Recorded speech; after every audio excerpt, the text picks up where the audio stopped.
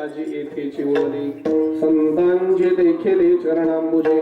मला सर्व सुख प्राप्त झाले म्हणूनच समाधान झालं. आता सर्व सुख कशी प्राप्त झाली? संतांच्या दर्शनाने प्राप्त झाली. वेळ संपलाय माझा, मी धावतो, एक 5 मिनिटामध्ये थांबतो, 5 ते 7 मिनिटं. दर्शनाने हे सर्व सुख प्राप्त झाले. अजून 4 भाव सांगणं शक्य आहे. संतांच्या नामस्मरणाचा फायदा, संतांच्या स्पर्शाचा फायदा, संतांच्या आलिंगनाचा फायदा, संतांच्या दर्शनाचा फायदा. आता फक्त प्रमाण म्हणतो वाटल्यास. नुसतं संतांचं नामस्मरण जरी केलं तर माणसं अलौकिक जीवनाला प्राप्त होतात. संतांचा स्पर्श झाला, लोकोत्तर जीवनाची प्राप्ती होते. संतांना आलिंगन घडलं, जीवनच मुक्त होतं. आणि संतांचं दर्शन झालं चरणाचं, तरी भगवंताची प्राप्ती होते. नुसतं नामस्मरण. ज्ञानदेव म्हणता, ज्ञानदेव किंवा त्रिपाय आठवली चित्ता, तरी दे आपुली योग्यता. हे असे तया ते प्रशंसिता लाभाती. अति लाभ होतो ना महाराज. फक्त त्यांची प्रशंसा करा, आहे की नाही? पुण्यवंत भावे भावे पुण्यवंत भावे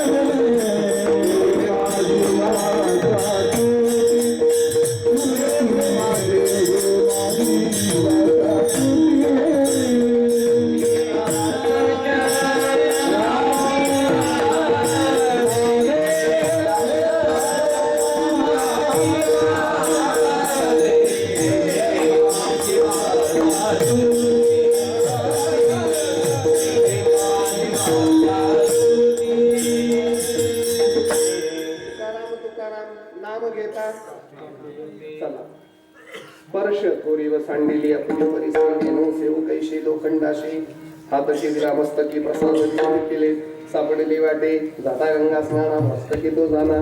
चला स्पर्श. आलिंगन गडे मोक्ष सायुज्यता जोडे. आलिंगन संतांची या दिव्य झाली. आलिंगने सुख वाटे आलिंगन. आणि संत दर्शनी हा लाभ मना बजुडियला सर्व सुखे आजी येथेची ओळली संतांची देखील चरणांपुजे. बघितलं, संपला विषय. बघितल्याने परमात्मा प्राप्त होतो संत दर्शनाने. मग परमात्मा जर संत दर्शनाने प्राप्त होतो तर विषय संपला. परमात्मा सर्व सुख आहे. म्हणजे सर्व सुख जर परमात्मा असेल तर तो सर्व सुख रूप परमात्मा संतांच्या चरण दर्शनाने पाठीमागे लागतो. 1-2 मिनिटं घेतो फक्त, आता संपलं, लक्ष द्या. एक हरपाळ नावाचे भक्त होऊन गेले, खानदेश प्रदेशामध्ये झाले. ऐका 2 मिनिटं फक्त. हरपाळ नावाचे भक्त खानदेश प्रदेशामध्ये होऊन गेले. महाराज ते रस्त्यावर जाऊन रस्ता लुटायचे, माणसाकडनं काढून घ्यायचे, पण ते भक्त होते. फक्त एवढंच लुटलेलं गोरगरिबांना वाटायचे, घरी नाही न्यायचे, पण भक्त होते, निश्चिम भक्त होते. माळकरी दिसला मग त्याला नाही लुटायचे, त्याला गंध लावायची, बुक्का लावायची, शॉल टाकायची, 11,000चं पाकिट भरून द्यायचे माळकरी दिसला. आणि माळ नसली थोबाडच फोडायची. नेमच होता त्यांचा. एक दिवशी काय झालं, एक 6-7 दिवस त्याला काही गिराईक मिळालं नाही. एक दिवशी संध्याकाळची वेळ, पटकन ऐका तुम्ही, उभा होता, काही गिराईक नाही, असं थोडीशी सांडगळ होती, नेमका अंधार पडला होता. 2 गिराईक आले गड्यावर. आले बरोबर त्यांच्याजवळ, त्यांच्या दोघांच्या गच्च्या धरल्या. म्हणले माळकरी आहात का रे तुम्ही? तर ते माळकरीच होते. काय करावं, बिगर माळकरी भेटायलाच तयार नाही, पोट उपाशी पडलं. ते म्हणले खरंच माळकरी आहेत? तर म्हणलं खरंच माळकरी. तुम्हाला आळंदी माहित आहे का, माऊली माहित आहेत का? ते शेजारचा हसलं, म्हणले माऊली माहित आहेत का? नाही, हे माऊलीच आहेत. कारण उत्तर प्रदेशच्या तीर्थाटनाला नामदेवराय आणि माऊली निघाली होती पायी, आणि आता त्या हरपाळच्या जवळ माऊली आणि नामदेवराय उभे होते. म्हणले हे माऊली आहेत, हे नामदेवराय. काय अवस्था झाली असेल? डासा रडायला लागला. साष्टांग दंडवत घातला, लोटांगण घातलं, पुण्य फळले वगैरे वगैरे, पूर्वजन्मी काय असेल ते सर्व झालं. चरण कमलांचा अभिषेक आपल्या नयन अश्रूंनी केला. माऊलींना पुन्हा पुन्हा दर्शन घेतात. जाता जाता एक विनंती केली, रात्र झाली आहे, कुठे जाऊ नका, इथं जवळ माझी झोपडी आहे, माझ्या झोपडीमध्ये विश्रांती करा, सकाळी उठून जा, एवढीच माझी विनंती आहे. माऊली म्हणली येतो की, कुठेतरी थांबायचं तर तुझ्या घरी यायला काहीच अडचण नाही, कारण माऊली कधीच बंगला बघून जात नाही, हृदय बघून जातात. बंगला फार मोठे झाले, बंगले फार मोठे झाले, पण बंगलातले माणसं फार छोटे झाले. उलट मला वाटतं बंगले छोटे झाले चालतील, बंगल्यातली माणसं मोठी झाली पाहिजे. पूर्वी माणसं मोठी होती, घरं छोटी होती, आता नुसती घरं मोठी झाली, माणसं फार छोटी झाली, फार छोटी झाली. इतकी छोटी झाली की स्वतःच्या आई वडिलांना सुद्धा त्या घरात जागा नाही राहिली, इतकी छोटी झाली महाराज. घरं वाढली पण घरात जागा नाही, इतकी संकोचित झाली माणसं. सोडा विषय. माऊली गेले महाराज, छोट्याशा झोपडीमध्ये बारदानावर बसले माऊली, गोंडपाटावर बसले, नामदेवराय बसले. पाणी दिलं प्यायला, दुसरं नाहीच तर देणार काय, पाणी प्यायला दिलं आणि एक विनंती केली, विश्रांती करा, फक्त सकाळी प्रसाद घेऊन गेलात तर बरं होईल. म्हणजे घेऊन जातो की. झोपले महाराज. बायकोला म्हणतो कर स्वयंपाक आणि पूर्णाची पोळी कर. ते म्हटले कशी करू, नाहीच काही तर करू कशी, घरात काही नाहीच, पाणी सोडून तर करू कशी. आता मात्र देहाचंच पाणी झालं महाराज, ढासा ढासा रडायला लागला. म्हणजे जाऊ दे, माझ्या माऊलीसाठी काहीतरी होईल, तू असं कर, मी जाऊन येतो. माऊली नामदेवराय घरात झोपलेले, हा भाला घेऊन रस्त्यावर गेला. एखादं गिऱ्हाईक मिळालंच तर जोडतो काढतो आणि जेवायची व्यवस्था करतो. पण कसलं गिऱ्हाईकच नाही. पहाट झाली, उभंच राहिलं तरी गिऱ्हाईक नाही. डोळ्यात पाणी आलं, आज माझे माऊली उपाशी जात आहेत माझ्या घरून. डोळ्यात पाणी आलं, मनात आलं, मी कधीच स्वतःसाठी मागितलं नाही, पण माझ्या माऊलींना मिळायला पाहिजे होतं. देवा पांडुरंगा, असं नको व्हायला पाहिजे होतं. देव म्हणले केव्हाची तर मागणी याची, असं पाय मुखाकडे वाट बघत होतो तुझी, तू मनात आणलं बरं झालं. देव खाली उतरले आणि वैजंती माळा काढून कपडे काढले आणि भरजरीत वस्त्र नेसले आणि सर्वच सोन्याचे लॉकेट आणि अंगठ्या टोप घालून एका रथ तिथं आलं, रथावर उभे. तिथं रथ आला मारा देवाचा. कोणाच्या रूपात घेतलं खाली देवाला, याला काय माहिती देव आहे. खाली घेतलं, म्हणले माळा आहे का तुझ्या गळ्यात, माळा आहे का. ते म्हणले असल्या माळी बिळी घालत नाही मी. माळी नाही, बघितलं तर लॉकेटच लॉकेट, अंगठ्याच अंगठ्या. मग तर मात्र संतापला महाराज, तण टाकल्या. कोणाच्या?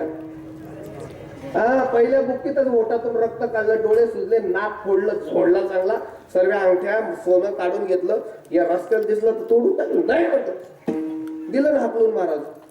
भरत महाराज, मला एक गोष्टीचं फारच विशेष वाटतं, ते तुम्ही कल्पना करा. भरत महाराज स्वतः देवाने तुळशीच्या माळा काढून ठेवल्या,